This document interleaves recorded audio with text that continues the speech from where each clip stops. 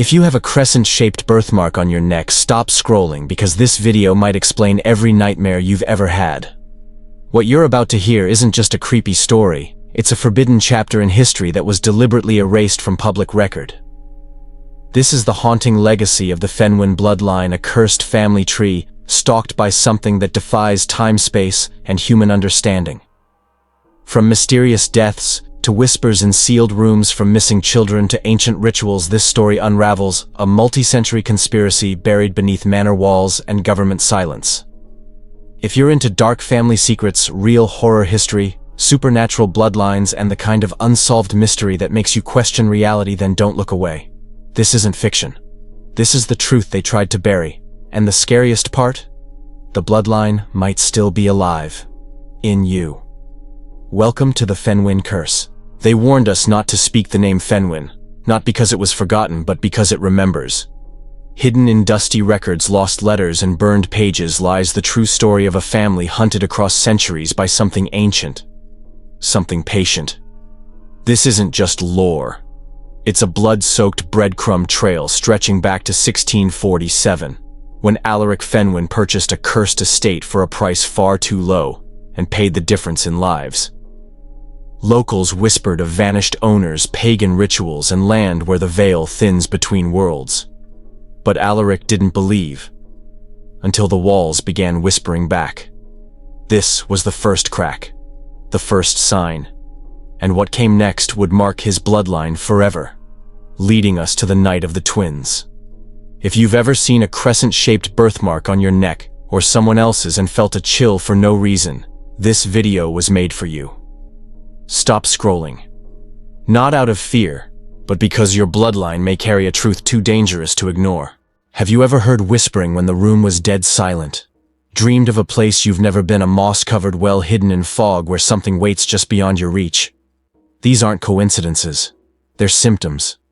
And those who share them all have one thing in common: the Fenwick curse. For centuries, this name was scrubbed from history, not because it lacked meaning, but because it carried too much. Entire branches of this family vanished without explanation.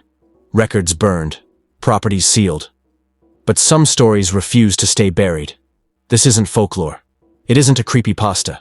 It's a living, breathing nightmare passed down through blood and shadow, generation after generation. And now something is changing. The whispers are louder. The marks are returning. And if you're watching this, you may already be part of it. Because the door that should have stayed locked is opening again. And the blood it's calling to might be yours. Let's go back to where it all began. What if your last name isn't what's cursed, but your blood? The Fenwick family isn't famous, but that's exactly how they survived for a while. Their name was buried beneath layers of silence, erased from history, not by accident, but by design. Because to speak of them is to attract what's been chasing them for generations. In 1647, in the fog-choked moors of northern England, a minor noble named Alaric Fenwick purchased an estate that should have never been sold, Ravenscraft Manor, a sprawling moss-covered property recently vacated after the entire Blackthorne family perished in a suspicious fire. Locals claimed the land was cursed, sacred to rituals older than Christianity, older than the written word. They called it a thin place, a fracture in the veil separating this world from something else, something watching. Alaric laughed off the warnings. He believed in power, not superstition. But he paid for that arrogance dearly. The fire wasn't the beginning. It was the end of a failed ritual. And when the Fenwicks took over, they didn't just inherit a house, they inherited a gate. And the thing waiting behind it didn't care who lived there next. It just needed blood. And the Fenwick bloodline. It was perfect, because it never stopped running. She didn't hear the whisper. She felt it like her name had been pulled from behind the walls. From the very first moment Isadora Fenwick crossed the threshold of Ravenscraft, something felt wrong. Not in the way creaky floorboards feel wrong, but in the way silence feels like it's holding its breath. The manor didn't speak in sounds. It breathed in shadows and pauses in the split second between heartbeats. Isadora tried to explain it to Alaric, but he dismissed it as nerves. Still, the house kept calling her name, not loudly, but in the spaces where no voice should live. Then the dreams began. Horrible, vivid visions of children she hadn't yet conceived crying out from an endless fog reaching for her from beyond a barrier she couldn't cross. They weren't just her children. They were their children. And their children's children. And all of them were dying. In her journal, preserved to this day by distant descendants, she wrote, "I saw them all tonight. They wept for me, not out of hatred, but helplessness. Behind them was something vast, something ancient, something waiting. It knows their names. Names I haven't chosen yet. It knows their faces. Faces I haven't seen. And it is so very patient. This wasn't just a dream. It was a warning. And the house had only just begun to speak. The curse didn't begin with blood. It began with a birth. When Isadora Fenwick gave birth to twins beneath the shadow of Ravenscraftoft, she didn't just bring children into the world, she awakened something beneath it. The house had waited patiently, and now, with new blood in its walls, it began to stir. The twins were healthy, beautiful, but marked. A crescent-shaped birthmark behind the neck, shifting shade with the moon. Locals whispered. Midwives crossed themselves. And in the quiet corridors of the manor, the whispers returned. But this time they weren't calling for Isadora. They were calling for the children. And what they said would change everything. Because the children weren't alone. Something else had arrived with them. Something ancient bound to the blood. And the house was no longer silent. The house was watching. Listening. Teaching. What happened next would break the Fenwick family forever. And it all started on their 7th birthday. Some children are born into light. Silas and Maribel were born into whispers. 1 year after the dreams began, Isadora Fenwick gave birth to twins inside Ravenscraftoft Manor. The delivery nearly killed her. The midwife, an older woman with trembling hands, would later say she felt something else in the room. The air was too still. The light wouldn't stay in place. When the children arrived, they were perfect. Except for one detail, a crescent-shaped mark just beneath the back of each neck. It wasn't a bruise.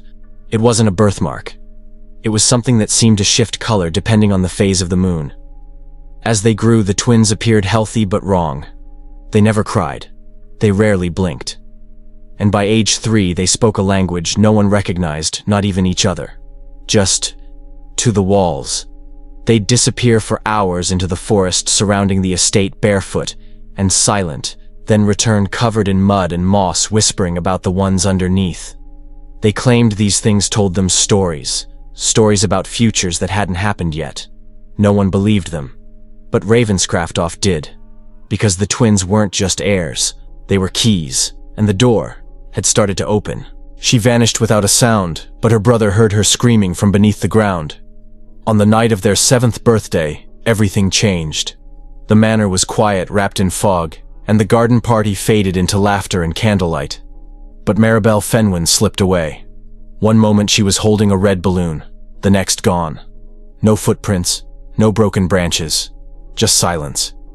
For 3 days the estate searched. Bloodhounds, torches, prayers, nothing. Until Silas woke up screaming. "She's in the old well. The sealed one. She's calling me."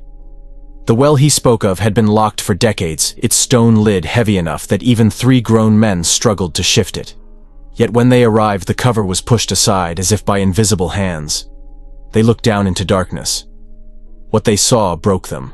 At the bottom lay Maribel, perfectly still. Her eyes were open. Her mouth stretched into a silent scream. Her skin was pale cold, but untouched by decay. Most disturbing of all, her lungs contained no water. She hadn't drowned. She hadn't fallen. She had been placed. Something had taken her. And whatever it was, it had given her back, not as a warning, but as an invitation. Whatever pulled her into that well didn't come empty-handed. It left something behind. Clutched in Maribel Fenwick's lifeless hand was a small obsidian-like statue, no taller than a teacup, but impossibly detailed. It didn't resemble anything from this world. It had too many limbs, too many eyes, too many mouths, and none of them were in the right place.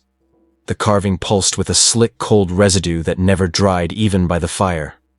no one could identify the material, or the creature. That is, until Rowan Blackthorne, a distant relative of the manor's previous owners, and a reluctant local inspector saw it. He went pale. In his report he wrote, "I've seen it once before long ago in a banned volume buried in the archives beneath Trinity College. That book should have been burned. If this is the same thing, may God help the Fenwins because no one else can." After Maribel's death, Isadora unraveled. She stopped eating. She wandered the halls, whispering to walls that whispered back. Alaric began leaving the manor for weeks at a time, as if distance could outrun what they'd awakened. And Silas, he changed the most. At night he spoke in Maribel's voice, described places she'd never seen, recited lullabies she never learned. And when he looked in the mirror, sometimes it wasn't his reflection that looked back. Something had come through, and it wasn't done yet. By the time they realized it wasn't just grief, it was already too late. What followed Maribel's death wasn't mourning. It was infestation. Something had entered Ravenscraft, not through the doors, but through the blood. The house grew colder, the light bent wrong, and people started dying.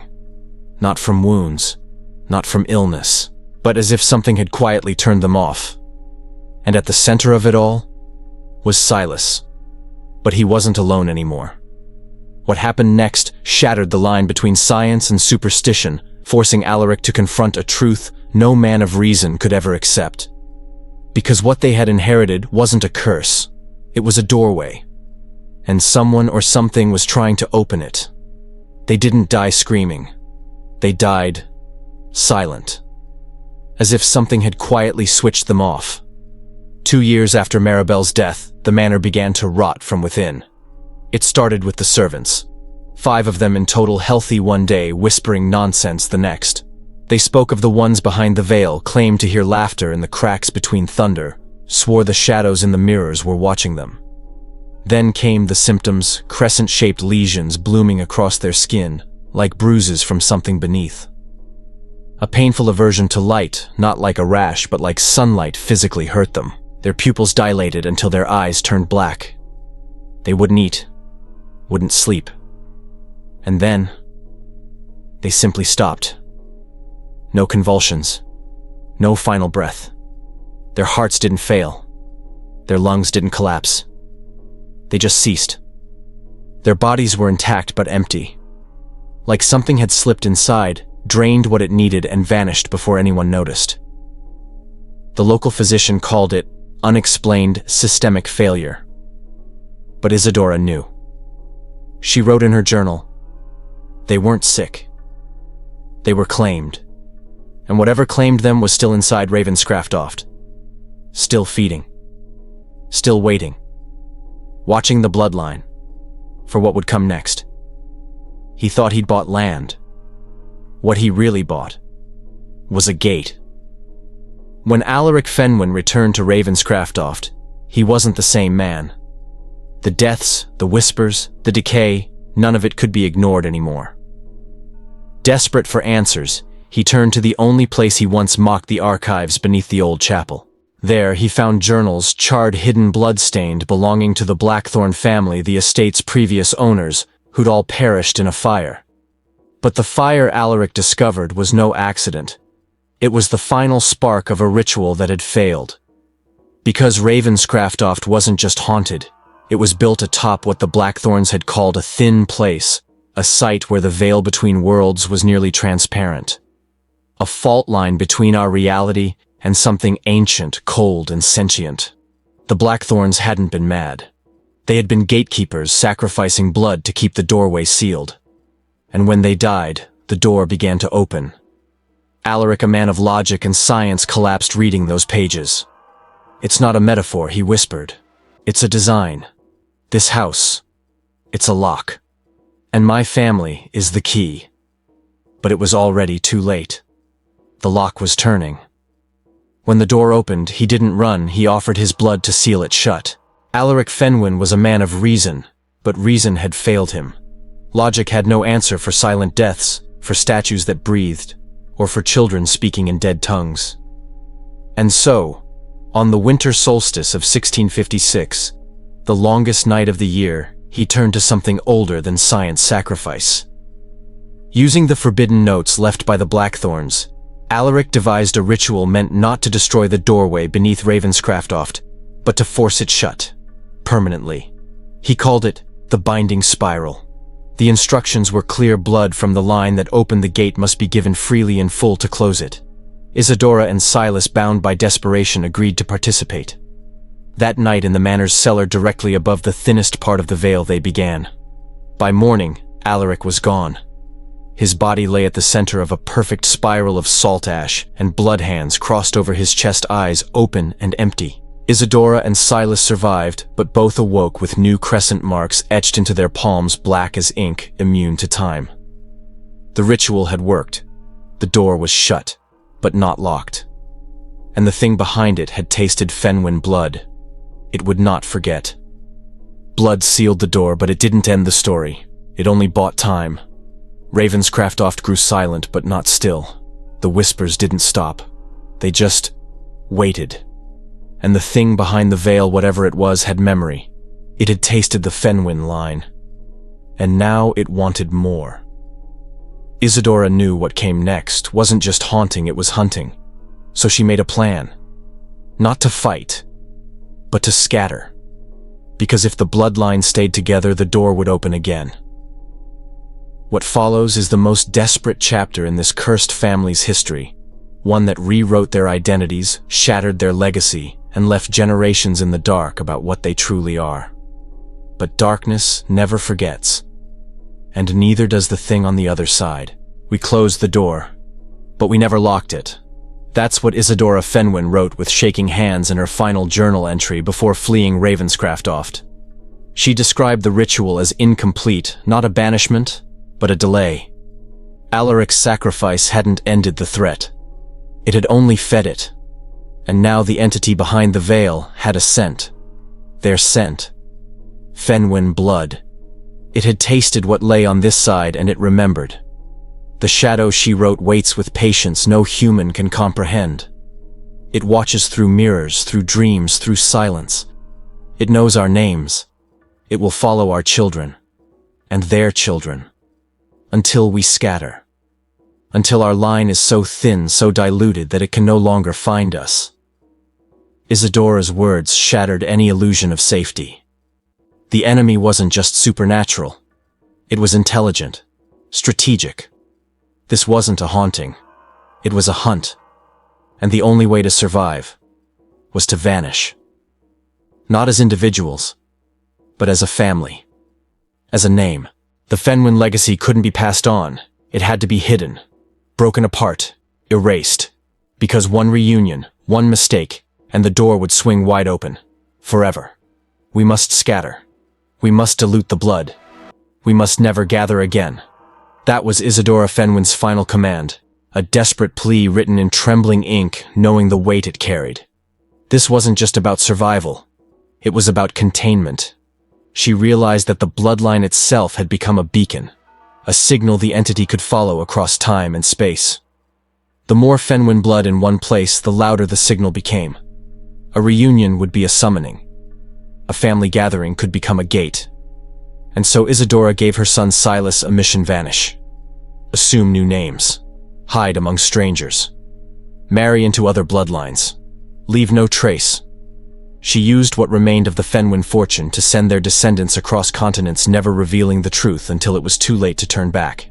In her final journal, she warned, "The door feeds on familiarity. It listens for echoes. Every generation must forget, or the shadow will remember." That wasn't just advice. It was a curse within a curse, because to protect their children, the Fenwicks had to break themselves. And hope the thing behind the door would one day lose their scent. But it didn't. And just like that, they disappeared, not erased, but whispered out of history. The Fenwick name was never spoken again in northern England. Ravenscraft Manor was sealed by local authorities, officially condemned due to structural instability, though no one dared step close enough to confirm. Locals whispered that the land had gone cold, that no birds flew overhead, that compasses spun in circles near the old well. The manor stood silent, rotting in place, yet somehow untouched by time. Meanwhile, the Fenwick bloodline scattered just as Isadora had commanded. Silas vanished under a new name. His children were born in other countries. Other cultures never told who they really were. But the mark remained. That same crescent birthmark, faint, then darker with each moon, continued to appear like a signature the entity refused to let go. Generations passed. Names changed. Memories faded. But the shadow remembered. It always remembered. Because while the family had scattered, the door had not closed. It simply sat in silence beneath the manor like a mouth waiting to speak again. And one day it would. All it needed was for the blood to come home. The mark on their palms never faded because some promises are carved in blood. For generations, Fenwick descendants lived under new names in distant lands, believing themselves free. But the crescent-shaped mark on their hands remained a black curve etched into the flesh that no doctor could explain, no laser could remove. It didn't age. It didn't scar. It just stayed. Like it was watching. Like it was waiting. Some thought it was a birth defect. Others called it a family trait. But for those who knew the truth, the handful who'd found Isadora's journals, the scattered pages of the Fenwick legacy, it was a reminder the door was never fully closed. The mark was a signature, a contract, a link to the other side, one that pulsed during certain moon phases, one that grew warmer near places it shouldn't, one that whispered back if you stared at it too long.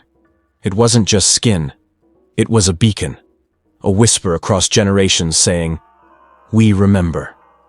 The entity never needed the Fenwicks to return.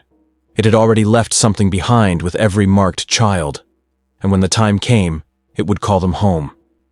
The door was never fully closed. It was only waiting for blood, for time, for a mistake.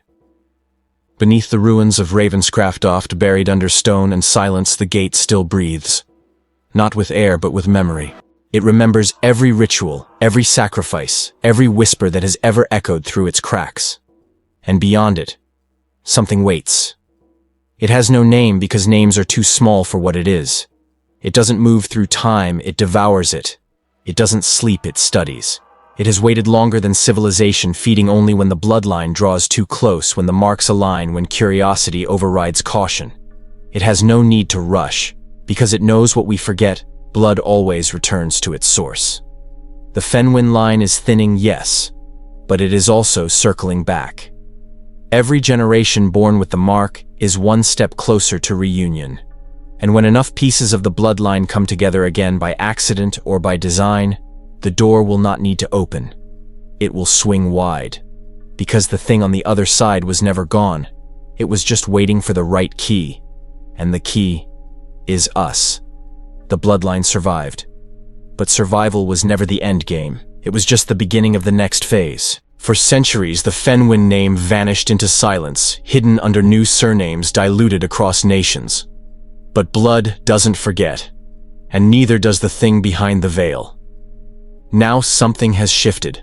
The marks are returning. The dreams are sinking.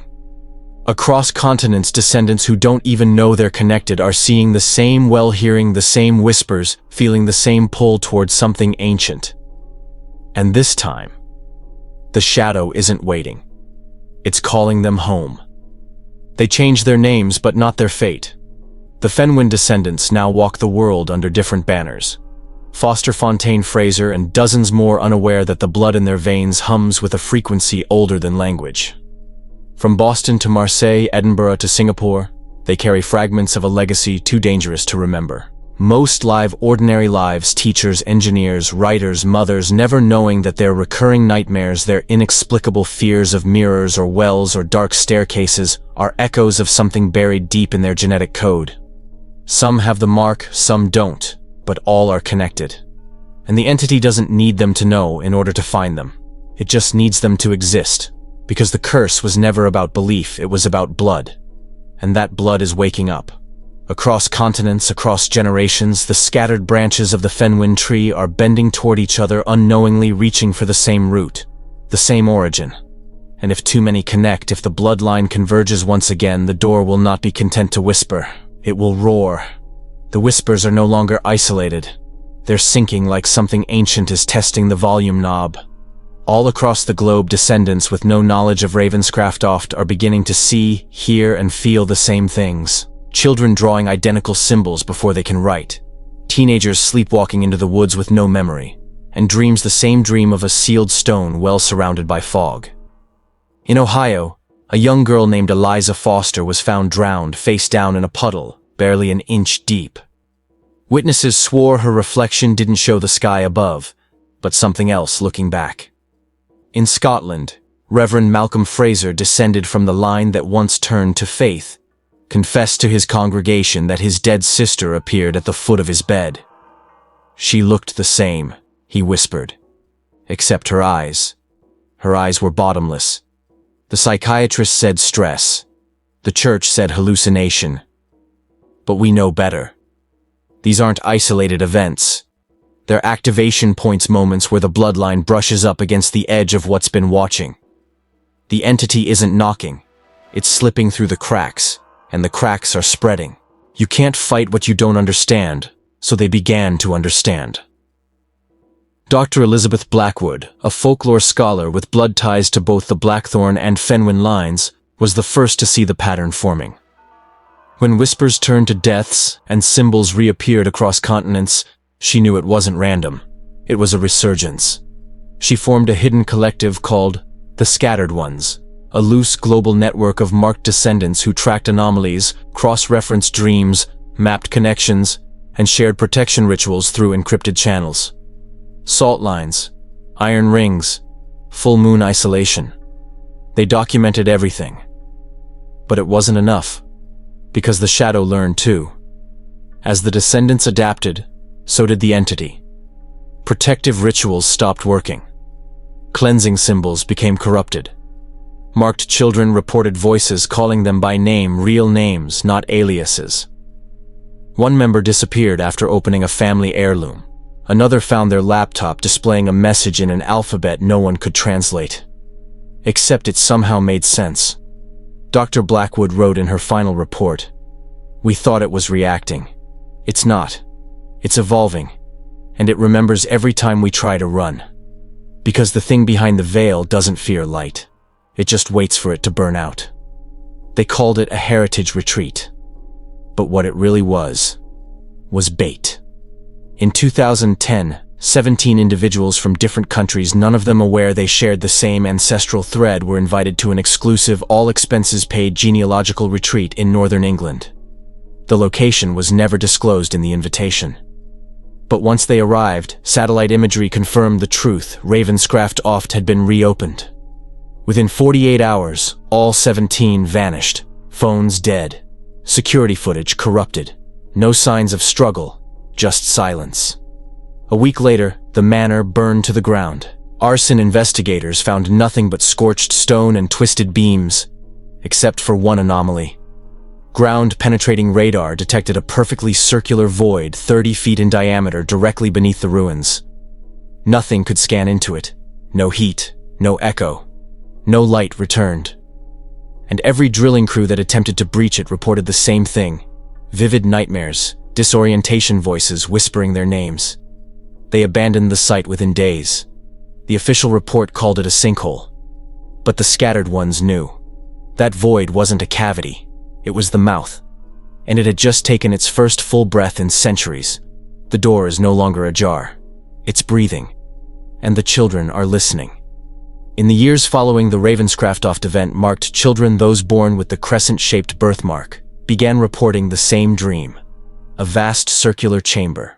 A spiral staircase carved into stone, and a voice not whispering anymore but speaking clearly, calling them by name. Not once, not pleading, but commanding. Around the world, parents whispered about strange changes in their children, telepathic links, electric interference, geometric drawings etched into walls they couldn't reach. Dr. Elias Norton, a geneticist and Fenwick descendant, published a confidential report after testing multiple children. Segments of their DNA aren't human. Not mutated, inserted. He believed the entity hadn't just cursed the bloodline, it had rewritten it. And perhaps the Fenwick legacy wasn't one of doom, but of transformation. Not a punishment, but an upgrade? What if the whispers were never threats, but instructions? What if the shadow wasn't hunting us, but preparing us for a world beyond the veil, for a new form of being? The final question isn't whether the bloodline will endure. It's whether it was ever meant to stay human. What if your nightmares aren't fiction, but memory? If you felt something watching, if mirrors make you uneasy, if the sound of silence is louder than it should be, maybe it's not in your head. Maybe it's in your blood. The Fenwick story isn't just history. It's a warning, and perhaps a calling. If you carry the mark, or even suspect your family tree branches where it shouldn't, don't ignore it. This video may be the last thing standing between you and the truth. So before the dreams return, do something: drop a comment if you felt the pull. Save this video, you might need it again. And most of all, subscribe, because we're not done. The scattered ones are gathering, and soon, we'll show you what's on the other side.